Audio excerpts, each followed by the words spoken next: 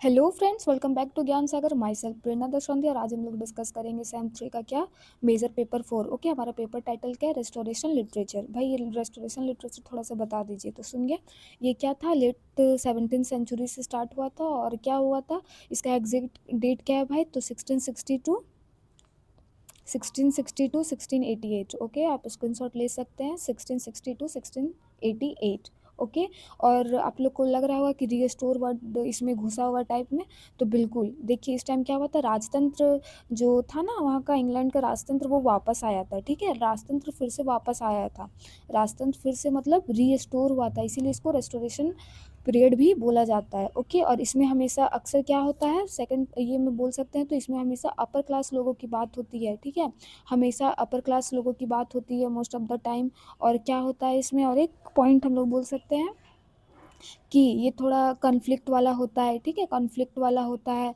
उसके बाद इसमें डायरेक्ट मतलब बहुत सारा संवाद होता है ना, डिबेट टाइप में, वैसा होता है। और इसमें हमेशा एक विलन रहती है, षड्यंत्रकारी, जिसमें आपको क्या मिलेगा, the way of the world में 2 लवर्स रहते हैं।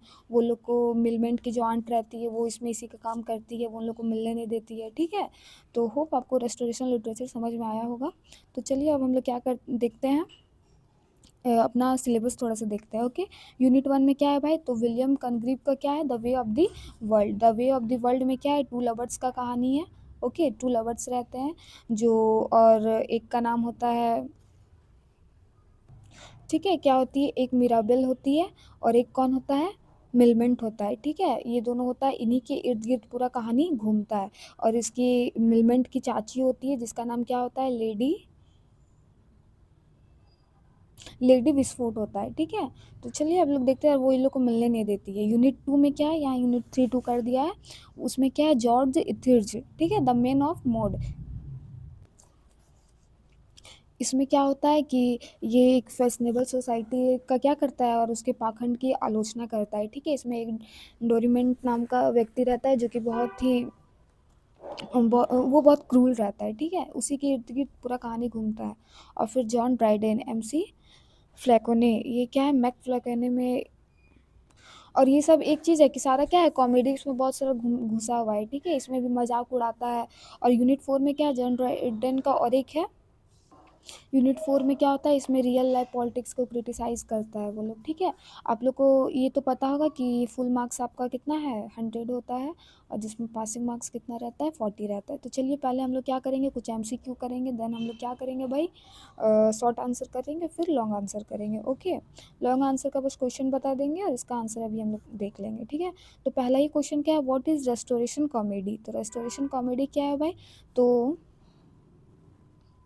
Restoration comedy refers to the comedy written during the restoration period 1660 onward। ठीक है, आपको अलग अलग ये में यहाँ पे 1660 में onward लिखा है, आप यहाँ पे और अच्छे से 1660 to 1688 आप लिख सकते हो, जैसा कि बताए हैं कि नहीं, 1660 to 1688। Okay, known for wit, stare and appreciation of fashionable London society। Okay, हुर आप इसके, हाँ वो कॉमेडी के आप जो बताएं वो सब भी आप उसमें ऐड कर सकते हो। ठीक है, और कॉमेडी ऑफ मैनर भी बोला जाता है, आप ये भी लिख सकते हो। Who wrote the way of the world, question number 2 क्या है, हु रोड दी, अरे भाई,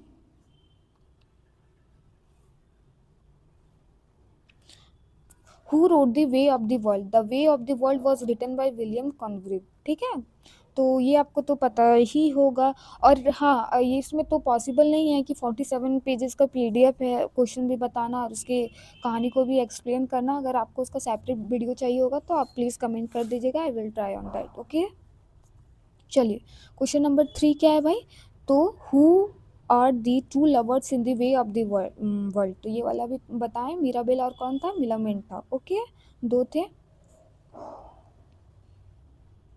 question number 4, what is the previous sorry proviso scene. तो भाई प्रोविजो सीन क्या है?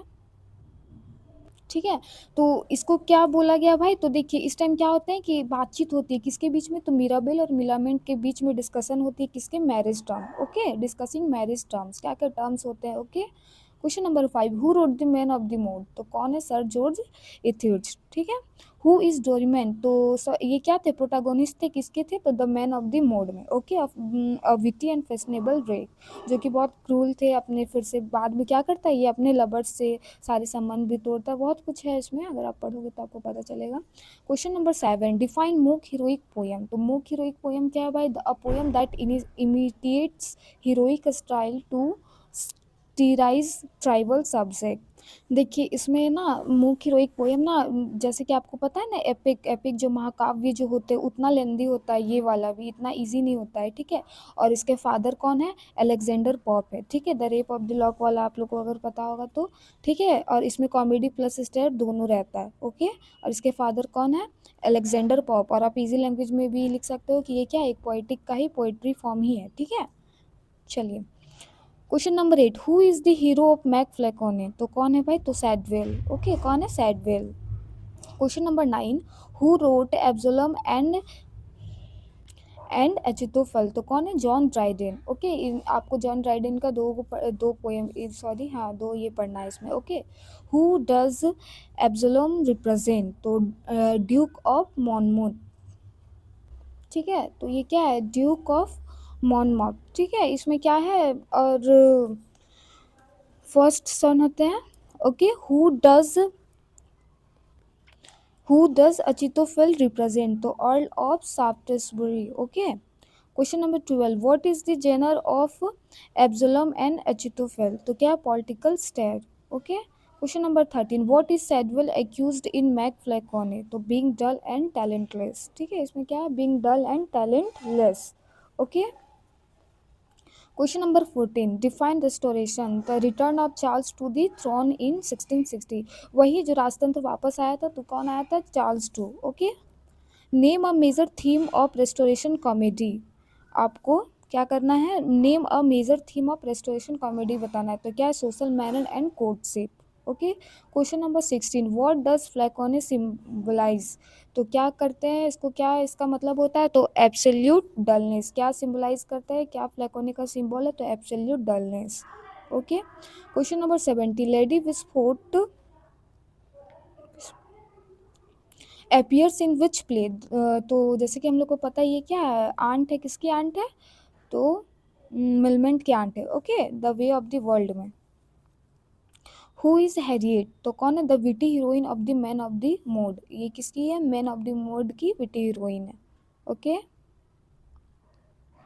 Question number 19, what does Achitophel persuade Absalom do, Absalom to do, तो rebel and against the king, rebel against the king, ठीक है, बदला लेता है। Question number 20, what is the central device used in Mac Flecknoe, तो irony and mock heroic elevation, क्या है, irony and mock heroic elevation. इतना था आपका शॉर्ट क्वेश्चंस, ठीक है। आप देख सकते हो, अगर आपका एक नंबर में आएगा और आपको पता चल जाएगा कि कैसा पूछेगा तो मैं भी, ठीक है, आप कर सकते हो। अब चलिए पार्ट बी में जाते हैं, शॉर्ट आंसर। उससे पहले थोड़ा सा हम लोग ऐप के बारे में जानते हैं भैया। तो क्या होता है इसमें, क्या है, आपको 60 रुपीज़ में सारे सेमेस्टर्स का जो यहाँ पे अभी बात चल रहा है, ये सब आपको कहाँ मटेरियल मिलेगा, वहाँ पे PYQ भी मिल जाएगा, जो भी यूट्यूब में अपलोड होगा वहाँ का PDF आपको मिल जाएगा, ठीक है। जस्ट ओनली 60 रुपीज़ में आप सारे सेमेस्टर के लिए इनरोल हो जाते हो। ये नहीं कि बस सेमेस्टर 3 के लिए, आपको जितना भी सेमेस्टर 8 तक हो रहा है ना आपका अभी, तो आपका टोटल 8 तक चलेगा, ठीक है। जस्ट ओनली 60 रुपीज़ में आप ले सकते हो, अगर नहीं लेना है तो फिर इसी से पढ़ो आप। क्वेश्चन नंबर 1, ये आप शॉर्ट आंसर में देखते हैं, और जरूरी नहीं है शॉर्ट है तो इसमें शॉर्ट ही में आएगा, ये लॉन्ग में भी आ सकता है, तो ऐसा भी होता है, ठीक है। तो चलिए हम लोग पढ़ते हैं। पहला क्वेश्चन क्या है, discuss the significance of proviso seen in the way of the world, तो हम लोग पहला ही क्वेश्चन में पढ़े थे, क्या था ये, नेगोशिएशन था, बातचीत था, किसके बीच में, मिलमेंट और मिराबेल के बीच में, सॉरी मिलमेंट था, हाँ मिलमेंट और मिराबेल के बीच में क्या था, मैरिज टर्म्स पे बात हो रहा था। तो एक बार हम लोग पढ़ लेते हैं इसका आंसर, ताकि, और आप यहाँ स्क्रीनशॉट भी ले सकते हो। चलिए, the proviso scene is the climax of Congrip's play because it reveals how Mirabelle and Millamant negotiate their marriage terms. Instead of traditional romantic confession, they discuss worldly conditions such as freedom, privacy and independence. देखिए कितना, जैसे कि हम लोग पहले क्या बात करते, ये मैरिज का टर्म, ये लोग ये नहीं बात कर रहा है कि हम लोग ये करेंगे वो करेंगे, हम ट्रेडिशनल वे में करेंगे, हम जो जिसका वे होता है वैसे करेंगे, ये लोग इसके बारे में बात नहीं कर रहा है। यहाँ पे किसके बारे में बात कर रहा है, तो भैया फ्रीडम के बारे में बात कर रहा है, प्राइवेसी के बारे में बात कर रहा है और इंडिपेंडेंस के बारे में बात कर रहा है। अगर हमारे इंडिया का पूरा नहीं पता, लेकिन जब जैसे मैं धनबाद से हूँ, अगर हम लोग ये टर्म कंडीशन पहले ही रख देंगे तो क्या बोल देगा, लड़की लोफड़ है कि नहीं, और शादी ही टूट जाएगा, है कि नहीं। तो ऐसा है, और इसमें ये दोनों बहुत चालाक होते हैं। Okay, the scene showcase restoration deals with intelligence and equality in marriage. देखो इक्वालिटी का तब ये लोग बात कर रहा है, सोचिए कब इसका पीरियड था, 1660 टू 1688, तब इन लोग के माइंड में आ चुका था। कहाँ गया, equality in marriage. Milamin's witty terms reflect her independence, while Mirabelle's acceptance shows mutual respect. Okay, this scene critiques forced marriage and advocates for companionship based on understanding. It also represents the modern idea of contractual marriage. देखिए यहाँ पे हम लोग contractual क्या करते हैं, building खरीदते हैं, घर बनाते हैं, ज़मीन खरीदते हैं, लेकिन ये लोग क्या कॉन्ट्रेक्चुअल मैरिज, और ये क्या इसको कॉन्ट्रेक्चुअल मैरिज भी बोल रहा है और मॉडर्न आइडिया भी बोल रहा है कि नहीं, मॉडर्न आइडिया का contractual marriage. The scene's polished dialogue makes it one of the most admired moments in restoration drama। और इसके डायलॉग्स बहुत ज़्यादा ही अच्छे हैं। ठीक है, चलिए, होप समझ में आ गया होगा कि क्या बात हो रहा था उन लोग के बीच में, है कि नहीं। Question number 2, write a short note on Mirabell as a restoration hero. तो मिराबेल, अच्छा, ना एक गलती हो गया, मेरा वो ना मिलमेंट की आंटी नहीं थी, यानी मिराबेल की आंटी थी। ठीक है, सॉरी फॉर दैट। ये मिलमेंट वहाँ पे बोले तो वहाँ क्या होगा, मिराबेल की आंट होगी वो लेडी विस्फोट। ठीक है, चलिए, write a short note on Mirabelle as a restoration hero. Okay, तो Mirabelle represent the witty, intelligent, charming gentleman idealized in restoration comedy। अगर आपको मिराबेल का कैरेक्टरिस्टिक्स भी पूछ देगा, अब जरूरी नहीं कि उसका आप अलग से कैरेक्टरिस्टिक्स पढ़ के जाओ, तो देखिए तो यहीं पे कितना अच्छा लिखा हुआ है, witty, intelligent and charming gentleman. अब ये 5-6 आपको ये मिल गया, तो आप इसको भी थोड़ा क्या कर सकते हो, बढ़ा चढ़ा के लिख सकते हो, समझे। तेज होना जरूरी है, पढ़ना भी जरूरी है। Idealize the restoration comedy. He is rational, tactful, and use wit rather than aggression to achieve his goal। देखिए, his plan to marry Millamant is guided by sincerity। ठीक है, और ऐसे नहीं कि हाँ आकर्षण में आके या ऐसा कुछ नहीं था, बहुत सिंसियर आदमी था। ठीक है, unlike typical libertine heroes. Unlike Dorimant, he is morally disciplined and respectful. His cleverness outwits Lady Wishfort, and his understanding for social behavior shows a awareness of manners and decorum. Mirabelle's character marks a shift from immoral rake to refined gentleman, making him one of the most admired protagonist of the period। और इसको Mirabel को क्या most admired, बहुत प्यारा इसको hero माना गया। Protagonist मतलब क्या होता है, जो मेन कैरेक्टर, जो मेन हीरो होता है। ओके, चलिए, question number 3, describe the character of the Millamant. तो हम लोग वहाँ मिराबेल का पढ़ लिया, अब क्या हम लोग मिलामेंट का देखेंगे। ओके, चलिए, Millamant's is witty, independent, fashionable, sharply intelligent. देखिए इंटेलिजेंट होना और एक शार्पली बोल दिया, तो और इसको क्या कर दिया है, और ज़्यादा इसको मतलब समझ गए। चलिए, she refuses to be dominated by any man. उसको कोई रिफ्यूज़ नहीं कर सकता था ना, उस पर कोई क्या वो समझे। In the proviso scene, the asserts her condition, showing her awareness of women's individuality। और वो ऐसा फ्रीडम प्राइवेसी का बात कर रही है, मतलब वो क्या अपना एक अलग इंडिविजुअल अस्तित्व भी विमेन का कुछ मानती है कि हाँ भाई हम लोग भी कुछ हैं। ऐसा नहीं कि शादी के बाद हम क्या हो जाएंगे, बस पति धर्म निभाएंगे और बस वहीं तक सीमित हो जाएंगे, उसका क्या इंडिविजुअल अस्तित्व भी है। She symbolises the Restoration gentlewomen. देखो ये भी जेंटल वुमेन है, ऐसा नहीं कि लोफड़ है जैसे हम बोल दिए थे। Okay, stylish, clever and self assured. side. She loves freedom, hates hypocrisy and uses humor to expose society's shallowness. ठीक है, देखिए ये एक्सपोज भी करती थी, इसको पता था कि क्या गलत है क्या सही है क्या। ठीक है, चलिए। Her relationship with Mirabel is built on equality, making her a modern female character. और जब ये इक्वालिटी की बात करती है तो क्या एक मॉडर्न वुमेन और जेंटल वुमेन का भी ये सिम्बोलाइज दे रही है। ठीक है, write a short note on Dorimant as a rake figure in the man of mode. Okay, तो चलिए इसका आंसर पढ़ते हैं हम लोग। Dominant is a classic restoration rake, handsome, witty, fashionable, manipulative, and sexually adventurous. ठीक है, he juggles multiple romantic relationship and uses charm to seduce women. तो ये क्या है, मतलब एक इसमें हम लोग बोल सकते हैं कि इसमें एक ऐसा ये है, yet he admired for his confidence and wit. He also reflect aristocratic values of urban London life. और ये क्या एक फैशनेबल लाइफ, और जो वहाँ का समाज जितना सोसाइटी बहुत फैशनेबल समझता है वो क्या होता है, अधिकतर पाखंडी होते हैं, दिखाते हैं, बस शो ऑफ करते हैं कि नहीं। Though morally questionable Dorimant remains appealing because he represent the glamour and freedom of Restoration society.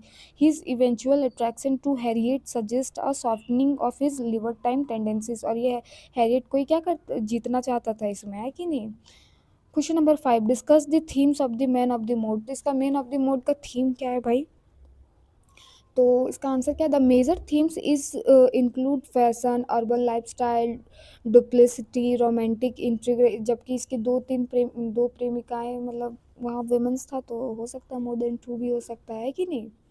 तो and the artificiality of social behaviour. और सोशल बिहेवियर में देखिए नेचुरल नहीं था, वो लोग क्या बस जैसे कि वो हम लोग देख सकते हैं हीरो हीरोइन में हमेशा क्या कैट फाइट होते रहता है, लेकिन जब वो लोग आमने सामने मिलता है तो सो ही नहीं करते हैं कि हाँ भाई इन लोग के पीछे झगड़ा चल रहा है कि नहीं। तो वो क्या एक सोशल बिहेवियर का उसका पार्ट है कि हमारे जो भी है लेकिन हम सोशल में ऐसे दिखा नहीं सकते हैं कि नहीं। Etherege's highlights how Londoners maintain appearance while hiding true emotions. हाँ, देखिए यही बात है कि अपनी ट्रू इमोशंस, उसको वहाँ लड़ने का मन कर रहा है लेकिन वो हाथ मिला रही है, गले मिल रही है, तो ये क्या हो गया, अपने इमोशंस को कंट्रोल कर रही है कि नहीं। और ये भी बहुत बड़ा ये होता है गुण, आज के ज़माने में गुण भी बोल सकते हैं कि नहीं, क्योंकि हर the play stylizes gossip, flirtation, and social competition. It also contrasts libertism dominant with virtue, the war critics aristocratic vanity while celebrating wit. Okay. उसके बाद क्वेश्चन नंबर 6 है, what is the mock heroic technique in Mac Flecknoe है। तो इसमें mock heroic technique क्या था भाई, तो हम लोग इसको पहले थोड़ा सा जान लिए कि क्या है, ये पोइट्री का ही फॉर्म है और जो एपिक की तरह लेंदी होता है कि नहीं। इसमें कॉमेडी होता है प्लस स्टेयर भी रहता है। देखिए तो Dryden elevates trivial subject like Shadwell's dullness to heroic grandeur using epic style. ठीक है, invocation, coronation scenes and classical allusions. There this contrast between high style and low subject creates humour. The poem mock Shadwell by presenting him as a prince of dullness. देखिए prince of dullness बोला गया है, using heroic diction to expose his mediocrity. Mock heroic technique helps Dryden criticize literary incompetence effectively. ठीक है, आप screenshot ले लीजिए, लेना होगा तो। Question number 7, write a short note on Shadwell as a portrait by Dryden. ठीक है, तो चलिए देखते हैं। Dryden portrait Shadwell as a epitome of dullness, incapable of poetic imagination. ठीक है, इतना इसको डलनेस, जैसे कि हम लोग यहाँ बोल ही दिया, prince of dullness, incapable, capable ही नहीं है, of poetic imagination. He is shown as a writer who values quantity over quality. और ये किस पे ज़्यादा ये करते हैं, जोर देते हैं, क्वांटिटी पे ओवर क्या, क्वालिटी पे। हम ही में बहुत सारे लोग होते हैं जो एक आदमी को अगर आपको 1000 दिया जाए और अपनी फ्रेंड को भी 1000 दिया जाए, ठीक है, दोनों को 1-1 हज़ार दिया जाए, एक आदमी क्या करेगा, कि 1000 का एक ही कपड़ा लेगा, लेकिन हो सकता है अगला वाला क्या करेगा, 1000 का 3 कपड़ा ले लेगा। तो बहुत लोग क्वांटिटी पे ध्यान देते हैं ओवर क्वालिटी पे, ठीक है। His lack of creativity and his addiction to heavy stare make him a natural successor to Flacone. Dryday extricates his flaws to produce humor and criticism। और ये क्या क्रिटिसाइज करता है, होता है ना जो बोलता है वो नहीं, उसके रीड बिटवीन लाइन वाला हाल हो जाता है। आप जो टेढ़ा बोलना जिसको बोल सकते हैं, टोन मारना, है कि नहीं। Question number 8, discuss the biblical allegory in Absalom and Achitophel. ठीक है, तो Dryden rewrites the biblical story of Absalom rebelling against King David. In the poem David represent Charles two. David को किसको represent कर रहा है, Charles two को। Absalom is the Duke of Monmouth, okay, and Achitophel stand for September. This allegory helps Dryden criticize the political rebellion subtly. Okay, using a scared narrative gives the stare moral authority and distance। इसमें पूरी तरीके से politics को क्या किया जाता है, बताया जाता है, उसमें व्यंग्य किया जाता है कि नहीं। Explain the character of Achitophel in Dryden's poem. तो चलिए, तो Achitophel is a portrayed as a cunning, ambitious, manipulative and persuasive. और पॉलिटिक्स लाइन में मैनिपुलेटिव होना क्या बहुत ज़रूरी है कि नहीं। तो अगर कैरेक्टरिस्टिक, हाँ कैरेक्टर ही पूछ रहा है, चलिए। He is the master mind behind the political rebellion. ठीक है, ये कौन था, अचितोफेल क्या था, मास्टर माइंड था किसके पीछे में, तो political rebellion. Okay, he uses flattery to mislead Absalom. His intelligence become destructive because it's aim to destabilise. Stabilise मतलब ये करना, स्टेबल करना, मतलब इसको क्या क्या इसको बोलेंगे, अनस्टेबल कर देना। ठीक है, the kingdom. Dryden uses him as a symbol of political opportunism. और इसको ये क्या अपॉर्चुनिटी मानता था। Question number 10, what is the main argument of Absalom and अचितोफेल।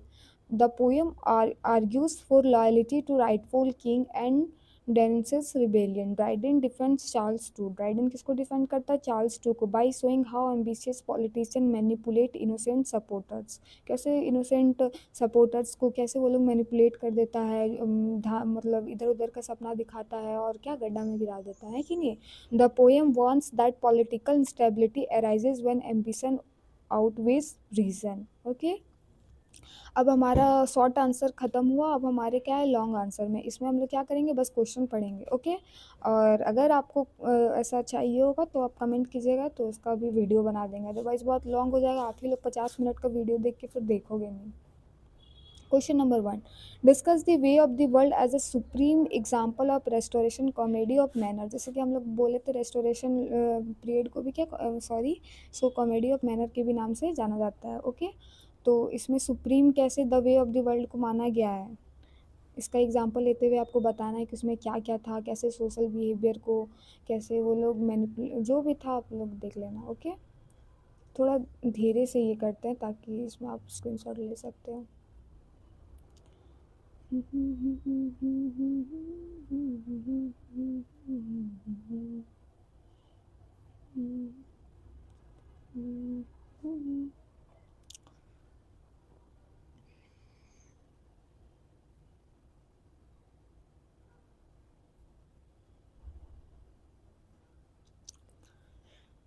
तो question number 2, examine the character of lady Wishfort as a representative figure of restoration high society. तो आपको इसका कैरेक्टरिस्टिक्स ऑफ विस्फोट का बताना है। इसके बारे में तो हम लोग ज़्यादा पढ़े नहीं, बस इतना पता क्या है कि ये उसमें वो लोग के ये में बाधा डालती है, तो वही आपको इसमें पढ़ना है। ठीक है, चलिए। और ये ना बहुत मेन कैरेक्टर टाइप में ही होती है, जो रेस्टोरेशन कॉमेडी में आपको एक ऐसा मिलेगा ही। ठीक है, जैसे सीरियल में होती है कॉमेलिका, है कि नहीं। और कौन है विलन में। Question number 3, analyse Mirabell and Millamant's relationship the way of the world as a critic of traditional marriage. हाँ, ये क्या था, ट्रेडिशनल मैरिज से थोड़ा हट के था। इसको हम लोग क्या दिए थे, मॉडर्न एज का, सॉरी मॉडर्न एरा का क्या, कॉन्ट्रेक्चुअल मैरिज, जिसमें वो लोग प्राइवेसी, फ्रीडम, ये सब का बात कर रही थी, है कि नहीं।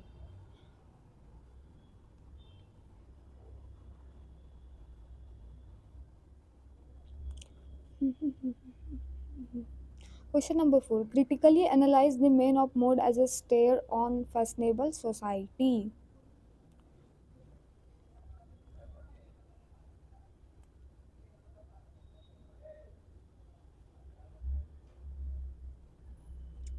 Question number 5, evaluate Dorimant as a typical restoration rake. तो आपको इसमें बताना है कि कितना उसमें इवेल्यूट करना है कि सही था. बोलिए.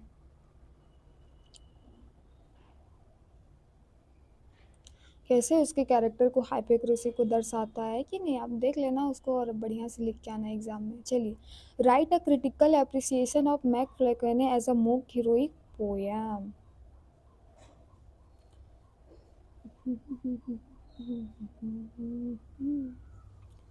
जिंदगी कुछ भी नहीं. Question number 7. Analyze Dryden portrayal of Thomas Sadwell in Mac Flacone.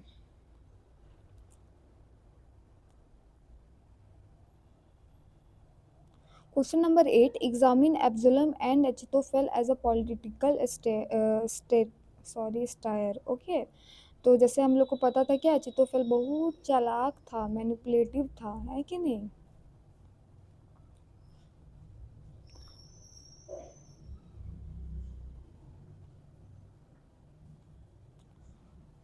इसमें भी लॉन्ग आंसर ही है. चलिए, इसमें थोड़ा क्वेश्चंस क्या है, बड़े हैं.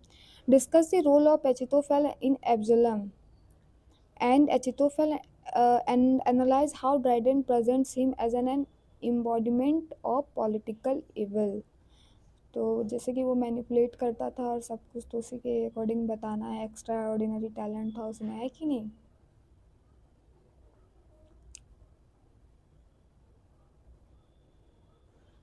Question number 10. Compare and contrast Mac Flecknoe and Absalom and Achitophel as works of satire. Question number 11. Examine the theme of father-son conflict in Absalom and Achitophel.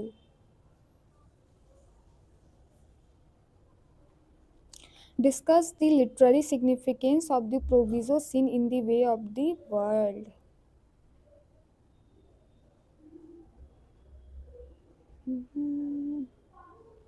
Question number 13. Evaluate the main of the mode as a reflection of aristocratic corruption and hypocrisy.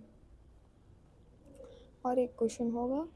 Write a detailed essay on major themes in the way of the world.